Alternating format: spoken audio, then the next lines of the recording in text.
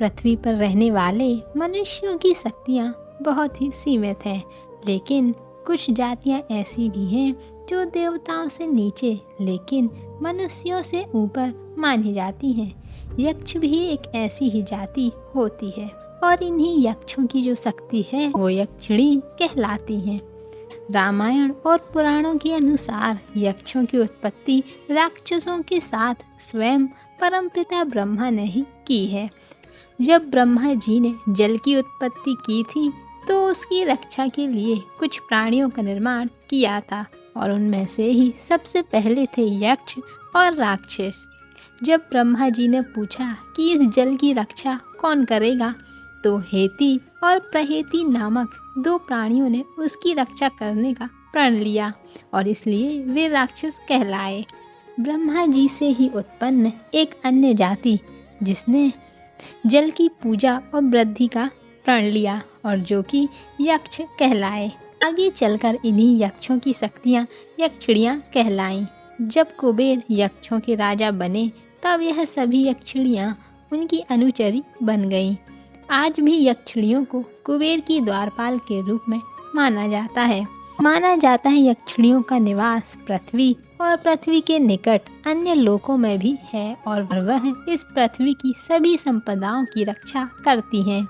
आमतौर पर लोग यक्षिणियों को भूत प्रेत इत्यादि से जोड़कर देखते हैं, लेकिन यह सच नहीं है। यक्षिणी एक अलग ही जाति होती है जो अप्सराओं से मिलती जुलती है, लेकिन अप्सरा और यक्षिणी दोनों ही अलग हैं। यह अत्यंत सुंदर, कामुक और आकर्षक देह वाली होती हैं और इनमें कई अलौकिक शक्तियाँ भी होती हैं।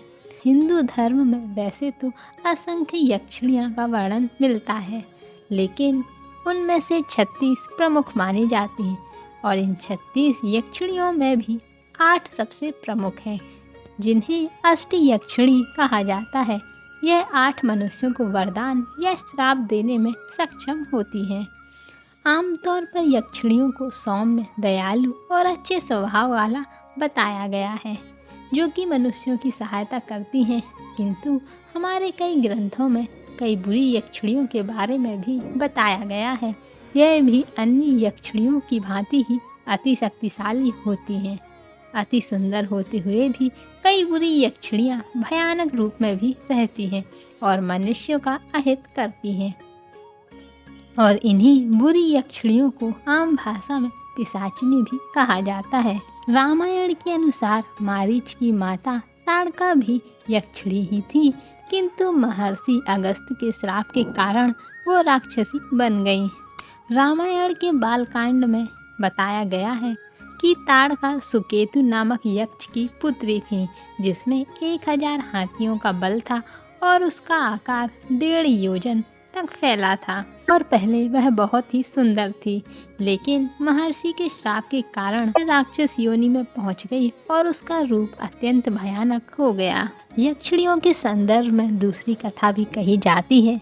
इस कथा के अनुसार माता सती की मृत्यु के बाद भगवान शिव समाधि में चले गए थे और माता पार्वती उन्हें पति रूप में पाने के लिए उनकी तपस्या कर रही थी। देव ने इंद्रराज के कहने पर महादेव पर काम बाण चलाने से पहले माता पार्वती पर भी काम बाण चलाया था, जिससे माता को क्रोध आया, लेकिन उन्होंने उन्हें क्षमा कर दिया क्योंकि उनका मंतव्य गलत नहीं था। बाद में जब वह कामदेव ने काम बाण महादेव पर चलाया तो भगवान शिव ने कामदेव को भस्म कर दिया और उस समय माता पार्वती तपस्या में थी। महादेव के तीसरे नेत्र की ज्वाला के ताप से वो काम भाव उनके मस्तक पर पसीने के रूप में निकल गया। उस पसीने को माता ने पोंछकर फेंक दिया और जहाँ जहाँ भी उस पसीने की बूंदें गिरी वहाँ से एक एक यक्षिणी का जन्म हुआ।